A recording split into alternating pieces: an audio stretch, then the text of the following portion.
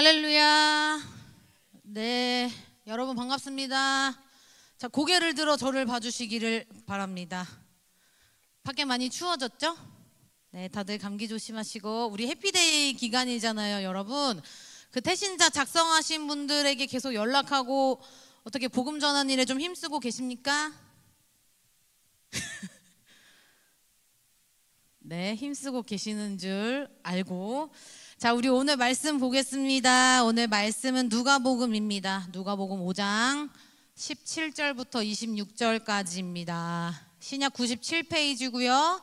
자, 성경책 피시고 없으시면 핸드폰으로라도 말씀 찾아서 눈으로 함께 읽겠습니다. 누가복음 5장 17절부터 26절까지. 찾으셨나요? 네, 그러면 제가 17절, 여러분은 18절 함께 읽고 26절을 마지막으로 함께 봉독하겠습니다. 제가 읽습니다. 하루는 가르치실 때에 갈릴리의 각 마을과 유대와 예루살렘에서 온 바리새인과 율법 교사들이 앉았는데 병을 고치는 주의 능력이 예수와 함께 하더라. 한 중풍병자를 사람들이 침상에 메고 와서 예수 앞에 들여놓고자 하였으나 무리 때문에 메고 들어갈 길을 얻지 못한지라 지붕에 올라가 기와를 벗기고 병자를 침상째 무리 가운데로 예수 앞에 달아내리니 예수께서 그들의 믿음을 보시고 이르시되 이 사람아 내 죄사함을 받았느니라 하시니 서기관과 바리새인들이 생각하여 이르되 이 신성모독하는 자가 누구냐 오직 하나님 외에 누가 능히 죄를 사하겠느냐. 예수께서 그 생각을 아시고 대답하여 이르시되 너희 마음에 무슨 생각을 하느냐 내 죄사함을 받았느니라 하는 말과 일어나 걸어가라 하는 말이 어느 것이 쉽겠느냐. 그러나 인자가 땅에서 죄를 사하는 권세가 있는 줄을 너희로 알게 하리라 하시고 중풍병자에게 말씀하시되 내가 내게 이르노니 일어나 내 침상을 가지고 집으로 가라 하시매 그 사람이 그들 앞에서 곧 일어나 그 누웠던 것을 가지고 하나님께 영광을 돌리며 자기 집으로 돌아가니 모든 사람이 놀라 하나님께 영광을 돌리며 심히 두려워하여 이르되 오늘 우리가 놀라운 일을 보았다 하니라. 아멘. 자, 오늘 본문에 보니까 예수님이 누군가의 집에서 말씀을 전하고 계셨던 것 같아요. 근데 엄청난 무리의 사람들이 함께 모여 있어가지고 그 집을 둘러싸고 있었고 그곳에는 누가 있었냐? 서기관과 바리새인들이라고 하는데 오늘 이 말씀이 마태복음에도 마가복음에도 동일하게 나오거든요. 마태가 바라보는 시선, 마가가 바라보는 시선, 누가가 바라보는 시각이 각각 달랐다는 거예요. 근데 마가복음에는 율법 교사들이라고 나와요. 이 서기관과 바리새인 율법 교사들이 왜 예수님 말씀 전하는 그 집에 함께 와 앉았을까요? 예수라는 사람의 말씀이 얼마나 좋은가 듣고 싶어서? 우리 알고 있지만 그 사람들 거기 왜 왔을까요?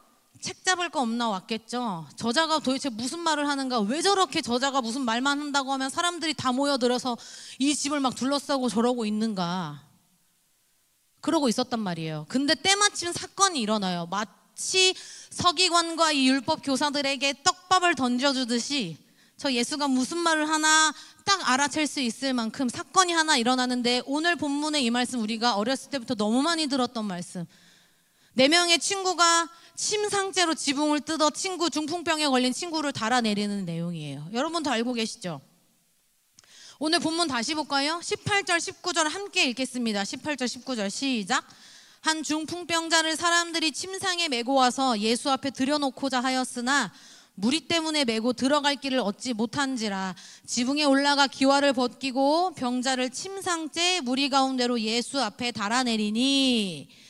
누가복음엔 이렇게 기록되어 있는데 마가복음을 볼 거예요. 오늘 자막에 나옵니다. 마가복음 2장 2절과 3절에는 뭐라고 말씀하냐면 많은 사람이 모여서 문 앞까지도 들어설 자리가 없게 되었는데 예수께서 그들에게 도를 말씀하시더니 사람들이 한 중풍병자를 4사람에게 메워가지고 예수께로 올세 그랬어요. 4명의 사람이라고 하지만 우리 이 사람들 4명의 친구라는 거 알 수 있죠. 이 중풍병자 오랫동안 병중에 있었던 이 사람을 아주 오랫동안 함께 지켜봐왔던 이 친구들이 이 친구를 예수라는 자가 병도 고친다는 그 예수라는 사람을 만나게 하고 싶으니까 막 집 앞에 침대째로 이걸 데리고 와서 그 집 앞에 막 서성이는데 사람들이 너무 많으니까 그 안에 들어갈 수 없는 거예요. 도저히 방도를 찾을 수가 없었어요. 그래서 어떻게 했냐면 지붕에 올라가서 기와를 뜯어내고 침대째로 예수님 발 앞에 그 침대에 누워있는 친구를 달아내렸다는 거예요. 그때는 지붕이 우리의 여기 기와라고 표현은 하지만 기와가 이렇게 뭐 이렇게 대각선으로 이렇게 되어 있는 게 아니라 그 당시에는 평평한 것으로 되어 있었기 때문에 그냥 사다리를 타고 올라가서 그 평평한 기와, 그 당시에 평평한 기와는 그냥 거기서 아주 간단한 산책이나 기도도 할 수 있을 정도였기 때문에 그걸 뜯어서 그 밑으로 침대를 달아내리는 일을 했다는 거예요. 근데 여러분, 이 사람들 왜 그렇게까지 했을까요? 이 4명의 친구들 왜 이 사람을 그렇게까지 예수님 만나게 하고 싶었을까요? 우리 이런 생각할 수 있잖아요. 도무지 들어갈 방법이 없으면 예수님 나오실 때까지 좀 기다릴 수는 없었을까요? 상식적으로 생각해 보세요, 여러분.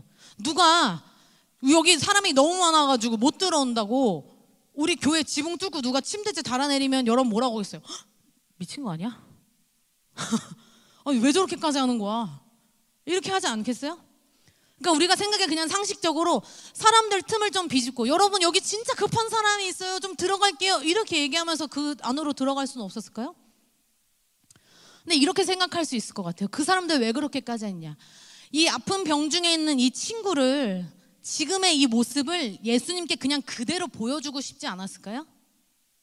오랫동안 병 중에 있던 이 친구의 이 모습 그대로, 침상째로 친구들이 데리고 왔다는 것은 이 사람이 온몸이 마비가 된 상태라는 걸 뜻해요. 어떻게 그 사람은 이고지고 없고 이렇게도 올 수 없는 상태, 침대에만 누워 있어야만 하는 그런 오랜 병 중에 있는 상태. 여러분, 우리가 병원에 가도 기침이 막 나잖아요. 근데 병원에 언제 가요?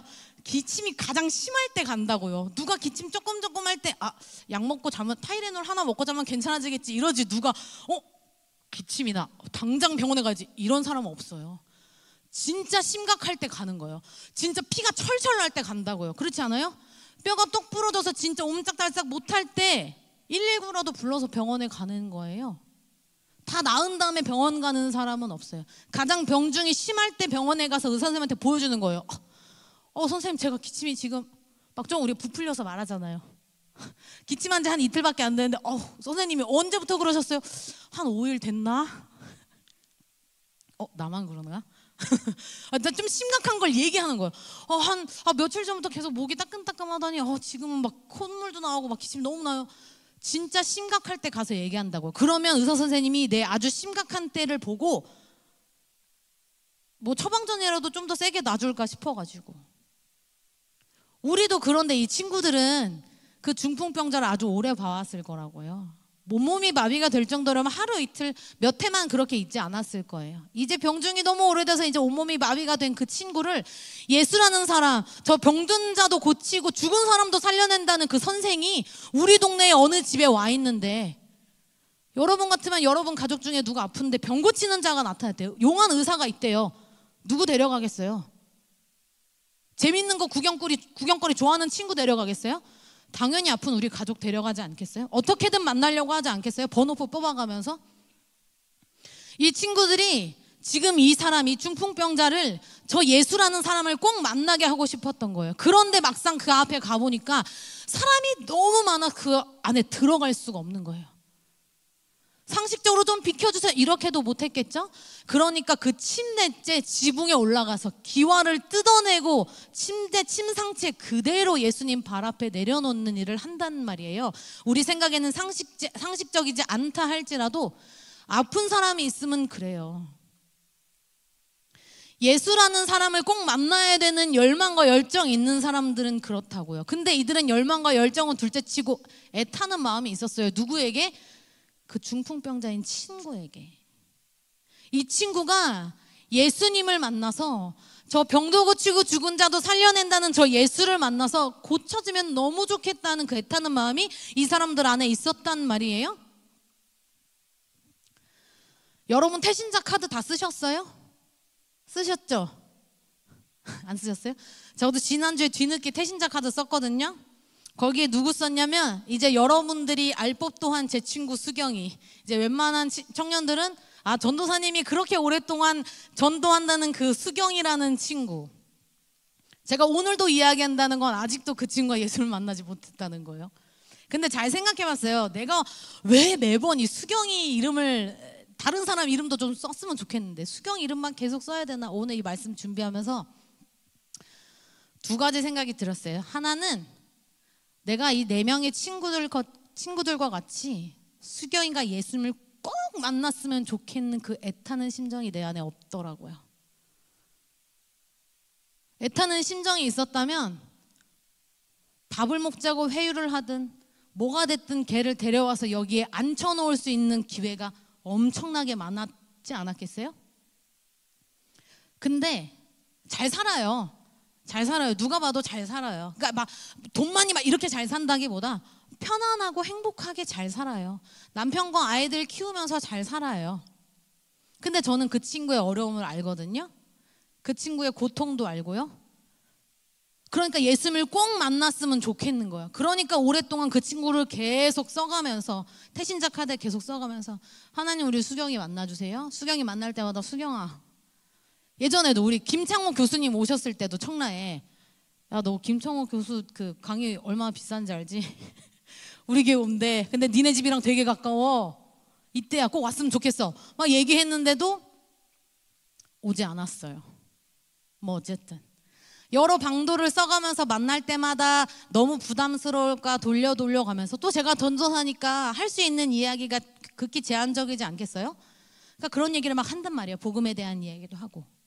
근데 솔직하게 제 안에 이 4명의 친구들처럼 이 아이가 예수님을 꼭 만나야만 하는 그 애타는 심정이 사실은 그 아이가 아니라 내 안에 없던 거예요.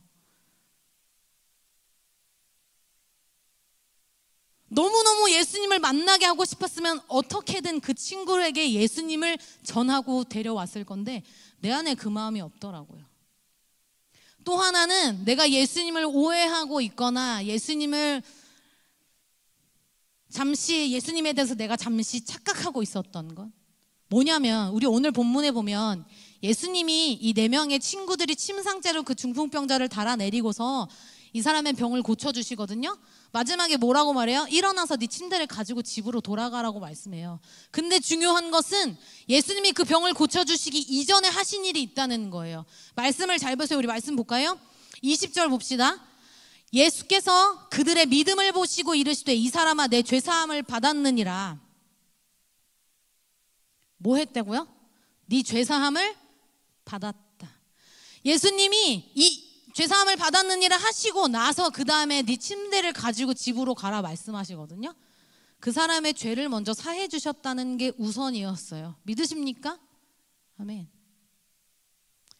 저는 단지 수경이가 사람의 방법으로는 해결할 수 없는 그 고통과 어려움 중에 하나님을 만나서 야 세상에서는 줄 수 없는 그 평안함, 그 하나님이 주시는 걸 꼭 느껴봤으면 좋겠다는 그 마음이 제 안에 있거든요. 그러니까 계속 수경이를 태신자 카드에 쓰겠죠. 근데 하나님은 그 아이에게 평안도 주실 수 있는 분이지만 하나님은 죄를 사하시는 권능이 있으신 분이에요. 성경에도 예수님이 말씀하시지만 인자가 땅에서 죄를 사하는 권세가 있는 줄로 너희로 알게 하리라 라고 말씀하시거든요. 서기관과 율법 교사들에게 하시는 말씀이에요. 왜냐? 그들이 불온한 생각을 갖고 있었잖아요. 너의 죄를 사한다 내가 예수님이 말씀하시니까 아니 저 사람 자기가 뭔데 하나님만이 하실 수 있는 걸 왜 자기가 한다 그러는 거야? 이거 신성모독이다. 이렇게 속으로 생각하니까 예수님이 내가 땅에서 죄를 사하는 권세가 있는 줄 너희로 알게 하리라 이렇게 말씀하셨단 말이에요. 근데 다시 저로 돌아와 볼까요? 그냥 하나님이 권세가 있으신 분 너무 잘 알아요. 그러나 우리 수경이에게, 내 친구 수경이에는 좀 부담을 덜 주고 싶은 거예요. 여러분 전도해봐서 알죠?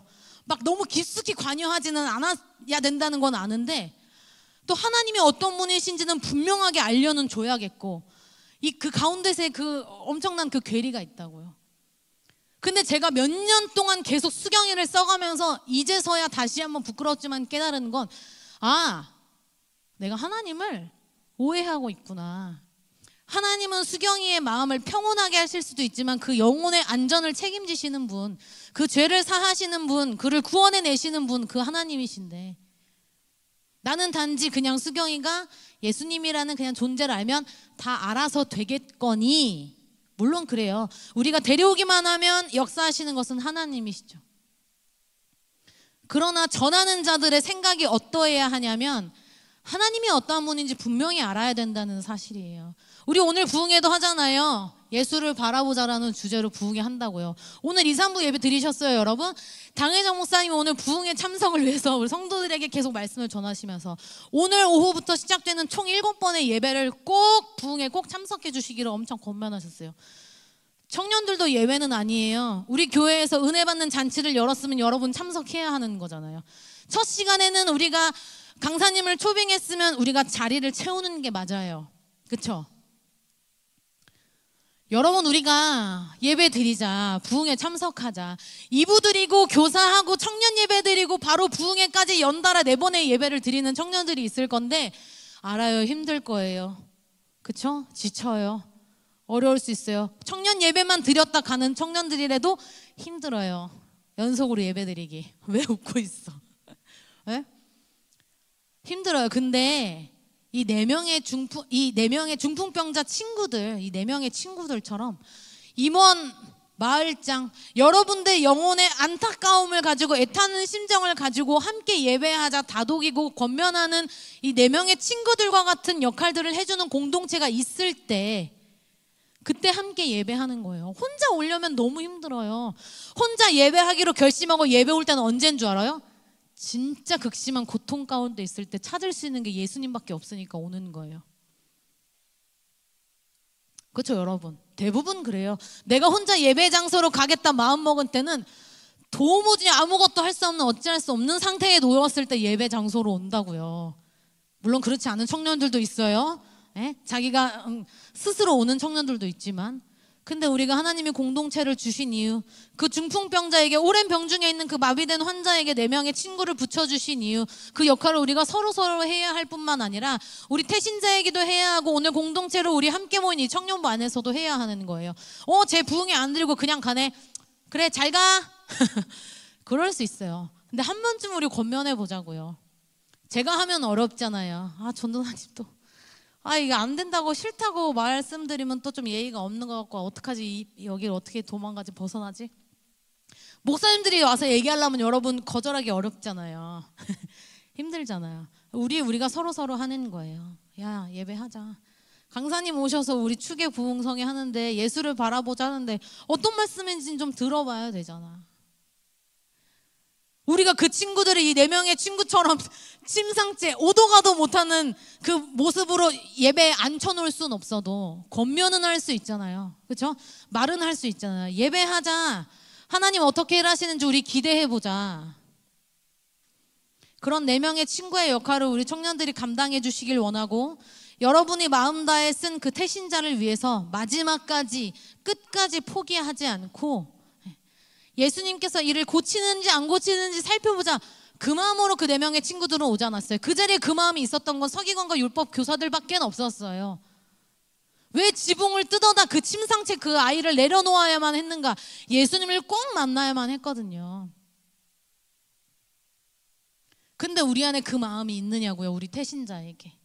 여러분이 마음에 품은 그 여러분의 전도자들에게 정말로 예수를 만났으면 좋겠는 그 갈급하고 애타는 마음이 여러분 안에 있냐는 거예요. 저도 부끄럽지만 회개합니다. 하나님, 내가 수경이를 이 교회 와서도 5년째 내내 수경이를 지금 우리가 1년에 한 번만 하는 거 아니잖아요. 해피데이 2번씩 하잖아요. 적어도 10번은 썼을 거라고요. 아직도 전도되지 않았어요. 하나님의 때가 있겠죠. 그러나 수경이가 문제가 아니라 내가 문제죠.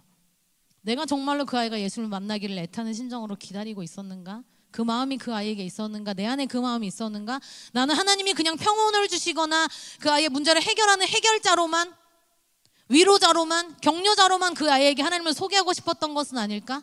정말로 그의 죄를 사하시고 영혼의 안전을 책임지시는 우리의 구원자 되시는 예수님을 소개하고 싶은 마음이 정말 내 안에 있었는가? 우리는 그것을 살펴보는 한 주를 보내야 될 줄로 믿습니다. 아멘. 더불어서 오늘 시작되는 부흥회에서도 하나님이 준비하신 귀한 은혜를 마구 쏟아 부어주실 텐데 마음을 활짝 열고 어떤 말씀을 주시나 귀 기울이고, 혹 여기 와서 졸더라도 이 자리를 그냥 지키는 것만으로도 하나님의 귀한 은혜가 있을 줄 믿습니다. 아멘.